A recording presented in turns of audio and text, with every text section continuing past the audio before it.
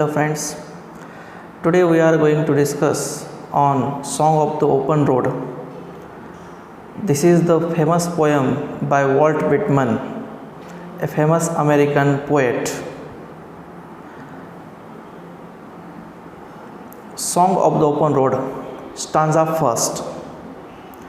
Afoot and light-hearted I take to the open road, healthy free the world before me, the long brown path before me, leading wherever I choose. Henceforth I ask not good fortune, I myself am good. This is the first stanza of this poem. Here afoot means all prepared, सर्व तयारीनिशी, असा याचा आपल्याला इथं अर्थ घ्यायचा आहे. Light hearted means joyful, आनंदी, relaxed. Path as we know road. Henceforth means further, यापुढे. अँड फॉर्च्यून मीन्स नशीब. असे या फर्स्ट स्टांजामधले हार्ड वर्ड्स आहेत. A foot light hearted I take to the open road. In this opening line of this poem, poet says that a foot light-hearted I take to the open road. या कवितेमध्ये कवी प्रवासाला निघालेला आहे, जर्नीसाठी निघालेला आहे. and this is the symbolic journey. This is not literally the journey on road. This is the journey metaphoric with life. Here road metaphoric with life. Here journey metaphoric with life. मानवी जीवनाशी त्याला metaphoric केलेला आहे. A foot light-hearted I take to the open road. Here poet says that a foot means तो एक म्हणजे all prepared, सगळ्या तयारीनिशी तो निघालेला आहे. बाय फूट मीन्स सगळ्या तयारीनिशी तो निघालेला आहे. He well prepared for his journey, his life journey. Light hearted and while he was in journey at that time he was totally light hearted means totally joyful. की जीवनाच्या प्रवासाला निघालेला आहे, तो एकदम आनंदी आहे आणि अतिशय आनंदी भावनेनं तो या प्रवासाला निघालेला आहे. Healthy free the world before me. आणि तो काय म्हणतो की healthy free the world before me, की त्याच्यापुढे एक फार सुंदर असं जग त्याच्यापुढे आहे, की जे जग फार हेल्दी आहे, फ्री आहे. The world before me. Actually या पोएमला थोडंसं बॅकग्राऊंड आहे. अमेरिकेमध्ये जे डेमोक्रेसी एस्टॅब्लिश झाली 1865मध्ये आफ्टर द सिव्हिल वॉर, आणि सिव्हिल वॉर नंतर जे काही डेमोक्रेसी अमेरिकन की सिटिझनला प्राप्त झाली त्यावर ही आधारित पोयम आहे. की त्यानुसार तो काय म्हणतो की healthy free the world before मी. एक सुंदर जग त्यांच्या पुढे आहे. या जीवनाचा जो प्रवास आहे, या जीवनाच्या प्रवासामध्ये in front of the poet there was a healthy free the world before him. त्याच्यापुढे एक सुंदर जग आहे की ज्या जगामध्ये कुठल्याही प्रकारचा डिसीट नाही, का कुठल्याही प्रकारचा की क्रायसिस नाही. not any kind of discrimination, social, racial or any kind of discrimination. कुठल्याही प्रकारचं डिस्क्रिमिनेशन या जगामध्ये नाही. This is the totally healthy world. This is the complete world.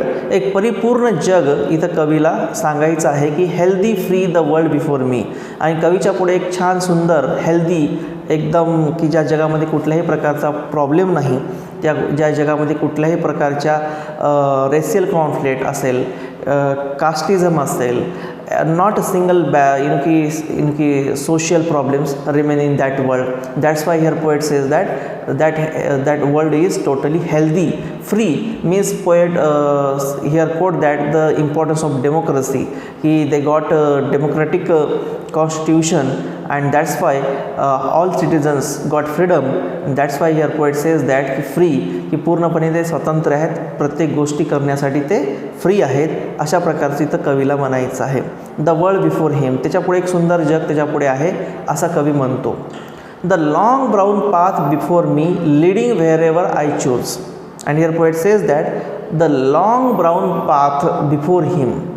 एक त्याच्यापुढे फार एक ब्राऊन पाथ आहे, एक भली मोठी वाट आहे त्याच्यापुढे. The long brown path before me, leading wherever I choose. आणि तर कवी म्हणतो की मला जिथे जायचं तिथे मी जाऊ शकतो. Okay. The long brown path before me, standing wherever I choose. की मी जिथं वाटेल तिथं मी जाऊ शकतो. फार विस्तीर्ण भूभाग माझ्या पुढे आहे, फार मोठा भूखंड माझ्या पुढे आहे, हे जगच माझं आहे आणि इथं मी प्रवासाला निघू शकतो. He just wanted to wander or walk here and there, and he wanted to meet various kind of people. The long brown path before me leading wherever I choose, की मी जिथं जाईल तिथं मला हे माझ्या चॉईसनुसार मी प्रवासाला निघू शकतो. माझ्या जीवनामध्ये जे काही योग्य गोष्टी वाटतील ते मी इथं सिलेक्ट करू शकतो, असं इथं कवी म्हणतोय. नेक्स्ट लाईन आहे, henceforth I ask not good fortune, I myself am good.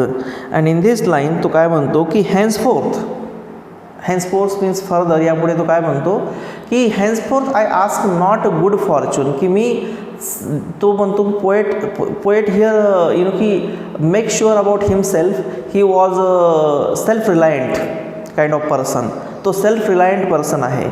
He had enough confidence on himself, that's why he here says that he asked not for good fortune, की तो देवाला नशीब मागत नाही, की चांगलं नशीब द्यावं असं तो मानत नाही. Means he didn't believe on destiny, he didn't believe on Fortune.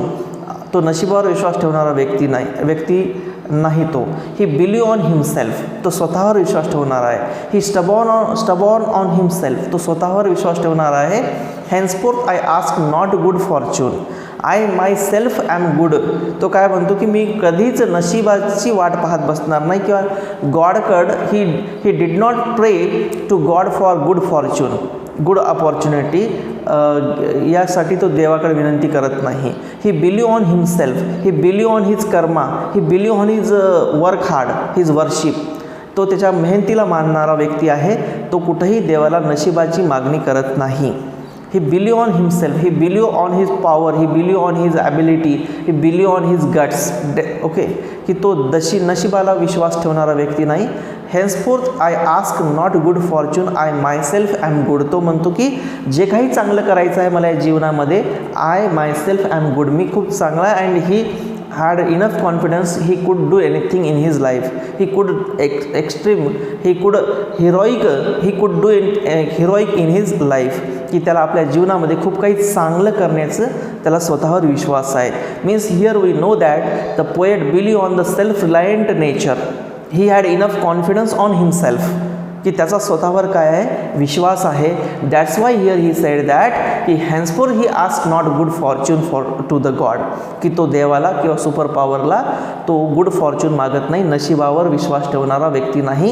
He believe on himself, तो स्वतःवर विश्वास ठेवणारा व्यक्ती आहे. दिस इज द की symbol of his guts, this is the symbol of his quality. आणि त्याच्या क्वालिटीचं हे इथं सिम्बॉल आहे की he believe on his power, he believe on his ability totally. तर अशा पद्धतीनं this is the first stanza. की I hope you have understood this stanza. की a foot means foot stand for all prepared, सर्व तयारीनिशी तो सगळं काही जीवनाच्या प्रवासाला निघालेला आहे. Healthy free the world before him, आणि तो काय म्हणतो की healthy free the world before me, की माझ्यापुढे एवढं सुंदर असं जग पडलेलं आहे आणि त्या जगाला मी, त्या जीवनाला मी जगण्यासाठी, आता ॲक्च्युली इथं रोड नाही, इथं तर तो जर्नी म्हणजे कुठला आहे, हिअर पोएट की highlighted the life journey of human being, मानवी जीवनाचा प्रवास इथं तो व्यक्त करतो आहे. आणि या मानवी जीवनाच्या प्रवासामध्ये एक फार सुंदर जग आपल्या पुढे आहे, याचा कुठंतरी आपल्याला फील आला पाहिजे, असं कवीने इथं सांगितलेलं आहे. Healthy free the world before me, की माझ्यापुढे एवढं सुंदर फ्री असं जग माझ्यापुढे आहे. The long brown path before me leading where ever I choose, की मी जिथं जाईल तेवढा माझ्यापुढे विस्तीर्ण प्रदेश आहे. आणि ही had enough confidence, he had freedom, and त्यामुळं तो काय म्हणतो की मला जिथे वाटेल तिथं मी जाऊ इच्छितो, जाण्याची इच्छा आहे त्याला. Henceforth I ask not good fortune, आणि एवढं सुंदर सृष्टी जर देश आपल्याला दिलेली असेल, आपल्या पुढे असेल, तर तो कवी म्हणतो henceforth I ask not good fortune, की मी चांगल्या नशिबाला कशाला मागू देवाला, असं त्याचं म्हणणं आहे. की आय मायसेल्फ ॲम गुड, तो म्हणतो की मीच माझं भविष्य निर्माण करू शकतो. ही फेल्ट दॅट की ही was the maker of his own life, की तो त्याच्या जीवनाचा निर्माता आहे असा त्याला विश्वास आहे. So this is the first stanza of this poem. I hope you have understood. Next stanza. Stanza second. Henceforth I whimper no more, postpone no more, need nothing. Done with indoor complaints, libraries, querulous criticism. Strong and content I travel the open road, the earth that is sufficient. Paha, this is the another stanza. This is the second stanza of this poem, and here poet says that henceforth I whimper no more. Whimper means तक्रार, complaint, तक्रार करणे. No more. Postpone no more. Postpone means टाळणे किंवा पुढे ढकलणे. Libraries means इथं साठा, storage या अर्थानं शब्द घ्यायचा आपल्याला. क्युरिलस मीन्स वैतागलेला, इरिटेटेड. क्रिटिसिझम मीन्स टीका करणे. कंटेंट मीन्स समाधान. आणि सफिशियंट मीन्स पुरेसं, इनफ. अशा प्रकारचे अर्थ आहेत हार्डवर्डचे. Okay. Henceforth I whimper no more. Here poet says that की हेन्सफोर्थ, त्यामुळंच की तो देवावर काय करतोय, देवाला कुठल्याही प्रकारचं नशीब मानत नाही. अँड ही स्ट्रॉंगली बिलीव की ही was the maker of his own life, की तो आपल्या जीवनाचा निर्माता आहे असं त्याचा स्वतःवर विश्वास आहे. हेन्सफोर्थ म्हणून तो काय करतो की I whimper no more. He said that की he whimper no more, he complaint no more. त्या कुठल्याही गोष्टीची तो तक्रार करणार नाही. कसं आहे की त्यानं लाईफमध्ये स्वतःचे डिसिजन स्वतः घेणार, स्वतःचे प्लॅन स्वतः करणार. He didn't believe on destiny and Fortune and all this things. So that's why he work hard for his betterment. आणि जरी अनफॉर्च्युनेटली जर काही फेल्युअर्स किंवा काही प्रॉब्लेम्स आले तर तो काय म्हणतो की आय विम्पर नो मोर. मी कधीच कुठल्या गोष्टीची तक्रार बाळगणार नाही. Because this is the new world in front of us. This is the free world in front of us and this world is mine. So that was the feeling of the poet, and so he said that ki I whimper no more. He didn't want to whimper. He didn't want to complain about anything. त्याला कुठल्याच गोष्टीची तक्रार करण्याचा त्याचा स्वभाव नाही. की generally आपण पाहतो ह्युमन लाईफमध्ये आपण आपल्या लाईफविषयी, आपल्या जीवनाविषयी आपण खूपशा तक्रारी करतो. We are not satisfied in our life really. पण इथं कवीचं म्हणणं आहे की he just totally satisfied in his life and he was the maker of his own life and that's why he no complain about his life. आणि त्याचं म्हणणं आहे की हे जीवन खूप सुंदर आहे आणि या जीवनाची कधी तक्रार करायची नाही. आणि whatever problems or grievances came in his way, he didn't want to की कंप्लेंट, की त्याची कंप्लेंट करण्याची इच्छा नाही. ही ब्रेवली, ही की स्टबॉर्नली ट्राय टू की fight each and every moment which came across in his way. He whimper no more, postpone no more. आणि कुठलीही गोष्ट तो टाळू इच्छित नाही. व्हॉट एव्हर वर्क्स की will come in his way, he definitely do that things. की तो कधी पोस्टपोन करणार नाही. Postpone no more, need nothing. आणि त्याला कशाचीही गरज नाही. He was totally satisfied in his life, very contented in his life. तो त्याच्या जीवनामध्ये अतिशय कंटेंटेड व्यक्ती आहे, अतिशय समाधानी व्यक्ती आहे, पूर्ण ग्रेटफुल पर्सन आहे तो. Done with the indoor complaints, libraries, curious criticism. आणि तो त्या जर्नीला निघालेला आहे, तो प्रवासाला निघालेला आहे. तर डन विथ इंडोर कंप्लेंट्स. आणि जे काही त्याच्या जीवनामधली काही समस्या होत्या, प्रॉब्लेम्स होत्या, घरगुती समस्या असतील, त्या सगळ्या त्यानं फुलफिल केल्या, कंप्लीट केलेल्या आहेत. आता तो काय म्हणतो की डन विथ इंडोर कंप्लेंट्स. जे काही प्रॉब्लेम्स होते, इंडोर प्रॉब्लेम्स होते, पर्सनल लाईफमधले समस्या होत्या, ते सगळ्या त्यांना आता की बंद करून ठेवलेले आहेत.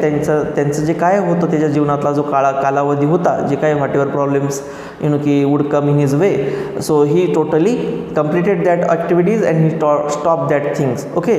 Done with indoor complaints. जे काही इंडोर कंप्लेंट्स त्याच्या जीवनामध्ये आल्या, जे काही वैयक्तिक जीवनामध्ये, पर्सनल लाईफमध्ये त्याच्या समस्या आल्यात, तो काय करतो, तो काय म्हणतोय की मी या सगळ्या समस्या, सगळ्या कंप्लेंट्स मी थांबवलेल्या आहेत. म्हणजे त्याची जे काही डील होती ती सगळी त्यानं कंप्लीट केलेली आहे. Libraries, curious criticism. Done with indoor complaints, libraries. Here libraries means storage. एक प्रकारचा जे त्याच्या जीवनामध्ये फार मोठा पॅच होता की ज्याच्यामध्ये स्ट्रगल वगैरे भरपूर काही होता, काही समस्या होत्या, ते सगळं त्याने तिथं थांबवलेलं आहे, त्याने कंप्लीट केलेलं आहे, ते प्रॉब्लेम सॉर्ट आउट केलेले आहेत.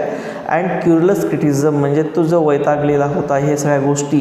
क्युरियस क्रिटिसिझम एक प्रकारच्या समाजाच्या त्याच्यावर असलेल्या टीका, टिप्पणी, वेगवेगळ्या प्रकारच्या कमेंट्स, या सगळ्या गोष्टीला त्यानं काय केलेलं आहे, लाईफमध्ये आता तिथं स्टॉप केलेलं आहे.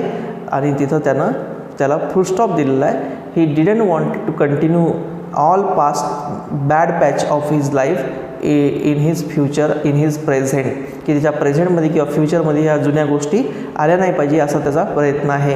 म्हणून काय म्हणतो की done with indoor complaints, libraries, curious criticism. हे जे काही समस्या असतील हे मी सगळ्या काय केलेल्या आहेत, डन केलेल्या आहेत, फिनिश केलेल्या आहेत, फुलफिल केलेल्या आहेत. आता त्याच्याविषयी तो विचार करणार नाही. Strong and content he travel the open road. Strong and content, तो आता प्रवासाला निघालेला आहे जीवनाच्या, काहीतरी नवीन त्याला शिकायचं आहे. He wanted to learn so many new things, he wanted to meet so many new people, he wanted to do something for society. आणि अशा मॅटरमध्ये त्यानं पर्सनल जे काही अफेअर्स होते, पर्सनल काही मॅटर्स होते, he totally stop, he is totally close. And he now he just went on the journey of his life. And he at that time he felt himself very strong and content. आणि तो एकदम strong आहे internally and externally. And content म्हणजे तो खूप समाधानी आहे. I travel the open road. आणि तो काय म्हणतो की I travel the open road, आणि मी या रस्त्यावर, मी या वाटेवर आता निघालेलो आहे.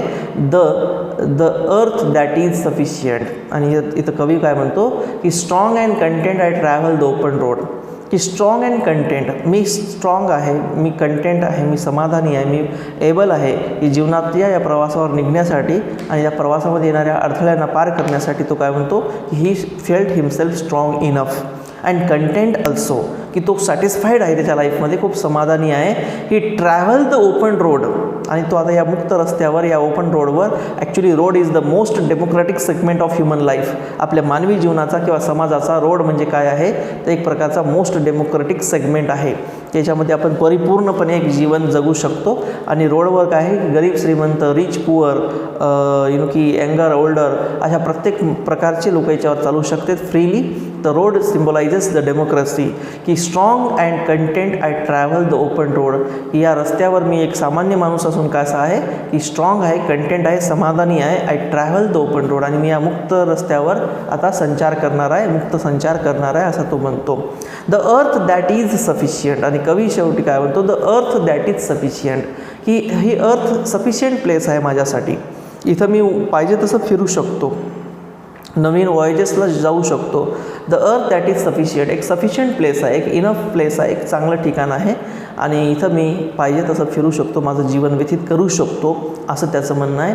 की बिकॉज अर्थ दॅट इज सफिशियंट म्हणजे काय, की earth can gives us each and everything. Earth can gives us air, earth can gives us oxygen, earth can gives us life, earth can gives us water, earth can give us की enough things which are needed in our day to day life. की आपल्याला जीवनामध्ये लागणाऱ्या प्रत्येक गोष्टी अर्थ आपल्याला देऊ शकते. The earth can give each and everything to us, so that is sufficient. आणि ते कसं आहे, सफिशियंट आहे, पुरेसा आहे.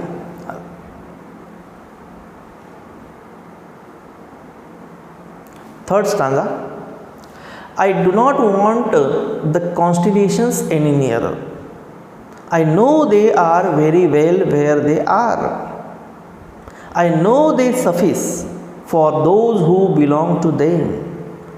Still here I carry my old delicious burdens. In the third stanza of this poem, there are some hard words. Just let's see. Constellations means influential people, प्रभावी व्यक्ती. की समाजामध्ये जे काही लोक पॉलिटिशियन्स, ब्युरोक्रॅट्स, की religious gurus and whatever things, हे जे काही असतात ना लोक, हे प्रभावी लोक असतात, इन्फ्लुएन्शियल पीपल असतात. सफिस मीन्स पुरेसं, इनफ. आणि ओल्ड डिलिशियस बर्डन मीन्स जीवनातील सुखद आठवणी. असा इथं कवीनं आपल्याला वेगवेगळ्या अर्थ सांगतोय. पहा, I do not want the constellations any near.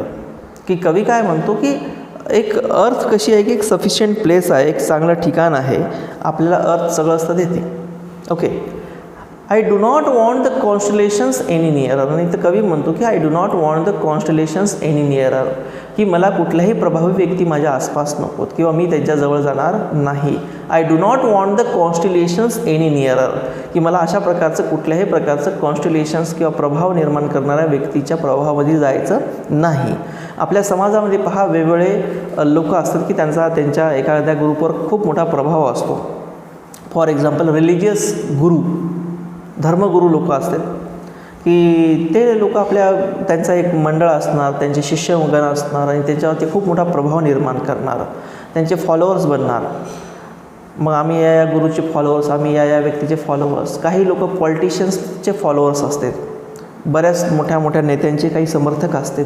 मग एखादा त्यांचा पक्ष असतो, पार्टी, त्यांचा ग्रुप असतो, एक पार्टी असते आणि वेगवेगळ्या माध्यमातून त्यांचा ग्रुपिझम चालतो. आणि मग त्या लोकांसाठी असे काही त्यांचे फॉलोअर्स असतात की त्यांनी जे काय म्हणतात ते करायला प्रवृत्त असतात. मग समाजातल्या चांगल्या वाईट अनेक गोष्टींमध्ये त्यांचा हातभार असतो. बरेचदा असे इन्फ्लुएन्शियल जे लोक असतात ते त्यांच्या फॉलोअर्सला वेगळी दिशा दाखवतात, त्यांच्या स्वार्थासाठी कधी कधी वापर करून घेतात. तर दिस इज नॉट फेअर. आणि ते त्यांच्या जीवनावर खूप मोठ्या प्रमाणातला एक प्रकारचा ते काय करतात तर इन्फ्लुएन्स टाकतात आणि त्यांच्या विचाराला एक वेगळी दिशा देण्याचं ते काम करतात. सो इथं पोएट काय म्हणतो, poet wanted to live apart from that thing, that dogma, that influence, की I do not want the constellations any near. आणि कवी म्हणतो की मला या कोणत्या प्रभाव निर्माण करणाऱ्या व्यक्तीकडे राहायचं नाही किंवा त्यांच्याकडे जायचं नाही, त्यांच्यामध्ये मला मिक्स व्हायचं नाही. Poet here wanted to live his life isolation form, very solitary form, without any kind of influence. He didn't want to bear in his life. He didn't want to live under any kind of burden or pressure. त्याला कोणते प्रेशरकारी किंवा बर्डनकारी राहण्याची इच्छा नाही. I know they are very well where they are. अहो कसं आहे की समाजामध्ये खूपसे चांगले लोक आहेत, ग्रेट पर्सन आहेत. मग पॉलिटिशियन्स असतील, ब्युरोक्रॅट्स असतील, रिलिजियस गुरुज असतील, असे खूप लोक आहेत आपल्या सोसायटीमध्ये की जे खूप नॉलेजेबल आहेत, खूप ग्रेट आहेत, त्यांची खूप मेहनत आहे, डिवोशन आहे, खूप चांगल्या गोष्टी आहेत. बट हिअर पोएट काय म्हणतो की I know they are very well, ते खूप चांगले आहेत, कवी मान्य करतोय. व्हेअर दे आर, पण जिथं आहेत ना तिथे चांगले आहेत ते. त्यांना आपल्या जीवनामध्ये कशाला न्यायचं, आपल्या डोक्यावर त्यांना कशाला बसवायचं. जिथं आहे त्यांची प्लेस योग्य आहे. एखादा धर्मगुरू आहे, त्याचं ठिकाण त्याच्या आश्रमात योग्य आहे. त्याला आपल्या जीवनामध्ये आपण त्याला फारसं स्थान देता कामा नाही किंवा त्याच्या प्रभावामध्ये जाता कामा नाही. आपल्या सोसायटीमध्ये पाहतो ना आपण, असे अनेक धर्मगुरू होऊन गेले की त्यांनी सोसायटीचा किंवा त्यांच्या पदाचा, त्यांच्या नॉलेजचा गैरफायदा घेतला. राम रहीम, आसाराम बापू, अशा अनेक व्यक्ती होऊन गेलेत की ज्यांनी समाजावर प्रभाव निर्माण केला. पण शेवटी इव्हेंच्युअली आपल्याला त्यांचं कळालेलं आहे की खरं रूप काय होतं, की त्यांनी कशा प्रकारची अवैध संपत्ती निर्माण केली, कशा प्रकारचा प्रलोभनं ठेवलेत आणि कशा प्रकारचे इलिगल ॲक्टिव्हिटीज केले, हे आपल्याला सगळं माहिती आहे. म्हणून इथं कवी म्हणतो की I know they are very well. मला माहिती आहे ते खूप व्हेरी वेल आहेत, नॉलेजेबल आहेत, ग्रेट आहेत, खूप डिवोशन असणार आहे त्यांचं. बट ते कुठं चांगले आहेत, व्हेअर दे आर. ॲक्च्युली जिथं आहे तिथंच चांगले आहेत. त्यांना आपल्या लाईफमध्ये इन्वॉल्व करू नका. Just skip that things from his life, की त्याला अशा गोष्टी स्किप करण्याची इच्छा आहे. I know they suffice for those who belong to them. आणि द पोएट म्हणतो आय नो दे सफिस, ते पुरेसे आहेत की for those who belong to them, त्यांना जे बिलॉंग करणारे लोक आहेत त्यासाठी ते पुरेसे आहेत. Steel here I carry my old delicious burden. आणि कवी म्हणतो की still here I carry my old delicious burden, की माझं जे डेलिशियस बर्डन आहे, माझा जे जीवनातील सुखद अनुभव आहे, की I know they suffice for those who belong to them, की ते कदाचित I know they suffice for those who belong to them, त्यांना कोणी बिलॉंग करत असतील, त्यांना ते सफिस करत असतील, समाधानी करत असतील, त्यांच्यासाठी पुरेसं आहे. Steel here I carry my old delicious burden. पण कवी म्हणतो की मला त्यांचं बर्डन नको आहे, त्या लोकांना तिथंच राहू द्या, की तो कुठल्याही आयडियॉलॉजीच्या फिलॉसॉफीच्या आहारी जायचा त्याचा विचार नाही, तो स्वतंत्र जीवन जगू इच्छितो. Steel here I carry my old delicious burden. आणि कवी म्हणतो की माझ्या जीवनात खूप बर्डन्स आहेत. Steel here I can my old delicious burden, की त्याच्या जीवनामध्ये खूपशा चांगल्या वाईट, बऱ्या वाईट आठवणी आहेत. आणि आज तो जरी कुठं जर्नीला निघाला असला तरी त्याच्या पास्टमध्ये घडलेल्या, त्याच्या घरगुती, त्याच्या पर्सनल लाईफमधले घडलेल्या थिंग्स, मग त्या चांगल्या वाईट आठवणी त्याच्या जीवनामध्ये आजसुद्धा आहेत. That's why here poet says that की delicious burden. This is an example of की डेलिशियस बर्डन. तर हे पॅराडॉक्सचं एक्झाम्पल होऊ शकतं की still here I carry my old delicious burden, की बर्डन कसं डेलिशियस राहणार. तर this is an example of paradox. Okay, तर तो म्हणतो की त्याच्या जीवनामध्ये काही चांगल्या वाईट आठवणी आहेत त्यांचे, तो आज त्याच्यात steel he remember all these things, all those things. त्याला हे आज पण त्याला हे सगळ्या गोष्टी आठवतात आणि त्याबद्दल ते म्हणतो की स्टील खूप चांगल्या गोष्टी आहेत, ते नो प्रॉब्लेम, की तो आठवणी घेऊन आज तो जगाच्या प्रवासाला, जीवनाच्या प्रवासाला निघालेला आहे. Now the last stanza of this poem. I carry them, men and women. I carry them with me wherever I go. I swear it is impossible for me to get rid of them. I am filled with them and I will feel them in return. Walt Whitman. Swear म्हणजे शपथ घेणे, impossible means अशक्य, to get rid this is the phrase, च्यापासून सुटका करून घेणे. कवी काय म्हणतो, I carry them, carry them stand for that old delicious burden. Here them stand for old delicious burden. त्या थर्ड स्टँडामधला जो डेलिशियस बर्डन वर्ड आलेला आहे त्यासाठी तर देम हे वापरलेलं आहे. I carry them men and women. I carry them with me wherever I go. कवी म्हणतो की ते जे ओल्ड डेलिशियस बर्डन आहे मी ते आज घेऊन फिरतोय. ते जे काही आठवणी असतील चांगल्या वाईट आठवणी ते मी घेऊन आज फिरतोय. I carry them with me wherever I go. आणि मी जगात कुठेही जाणार तिथं तिथं मला त्या गोष्टी माझ्या डोक्यात राहणारच. त्या जे चांगल्या आठवणी आहेत ते माझ्याकडं राहणारच असा कवी इथं म्हणतो. तो विसरणार नाही. I swear it is impossible for me to get rid of them. आणि कवी शपथपूर्व सांगू इच्छितो की it is impossible for him, त्यासाठी ही गोष्ट अशक्य आहे, to get rid of them, की ते जे मनातले जे काही कल्लोळ आहेत, मनातल्या जे चांगल्या वाईट आठवणी आहेत त्या आठवणी तो दूर ठेवू शकत नाही. To get rid of them म्हणजे काय, तर त्यापासून त्याची सुटका नाही. तो त्याच्या मनाला तो कुठेही ठेवू शकत नाही. त्याचं मन कायम त्यासोबतच राहणार आहे आणि अशा काही मेमरीज, अशा काही गोष्टी त्याच्या जीवनामध्ये कायम स्मरणात राहणार आहेत. तो कधीही अशा गोष्टी विसरणार नाही. I am filled with them and I will fill them in return. आणि कवी काय म्हणतो की I am filled with them and I will fill them in return. की कवी म्हणतो की I am filled with them and I will fill them in return. की कवी म्हणतो की मी पूर्णपणे त्यामध्ये ते माझ्यामध्ये सामावलेलं आहे. जे काही पास्ट मेमरीज आहेत त्याच्यामध्ये ते पूर्णपणे त्यामध्ये सामावलेले आहेत. तो त्याच्यामध्ये डुबलेला आहे आणि तो त्याच्यामध्ये कम्फर्टेबल फील करतो. त्याला कुठल्याही प्रकारचं याच्यामध्ये कमीपणा नाही आणि तो अशा प्रकारच्या मेमरीज घेऊन तो जर्नीला निघालेला आहे. त्याच्या जीवनामध्ये what ever incident happen he nourishes in his heart, corner of his heart, and he just lead his life in this way. आणि अशा पद्धतीने तो आपलं जीवन जगू इच्छितो. तर अशा पद्धतीनं हे लास्ट स्टांजामध्ये कवी सांगितलेलं आहे की कुठल्याही डॉगमाकली फिलॉसॉफी याच्या अंडरमध्ये तो राहणार नाही. He wanted to live his open life, he wanted to live his की फ्री लाईफ व्हेरी हॅपीली. त्याला पूर्णपणे जीवन जगायचं आहे. बट हे जीवन जगत असतानासुद्धा त्याच्या पास्ट मेमरीज त्याच्याकडं असणार आहेत, चांगल्या गुड मेमरीज त्याच्याकडे असणार आहेत. That's why he called delicious burden. काही चांगल्या आठवणी त्याच्या जीवनामध्ये आजसुद्धा शिल्लक राहणार आहेत असं इथं कवी म्हणतोय. So this is the poem. I hope की तुम्हाला समजली असेल. You understood this poem very well अशी आशा बाळगतो. And we stop here. Okay. तुम्हाला जर काही कमेंट असतील, काही क्युरीज असतील, जस्ट की आस्क मी. आपल्या मॅसेज बॉक्समध्ये टाका, comment me, like and share this video. Thank you very much.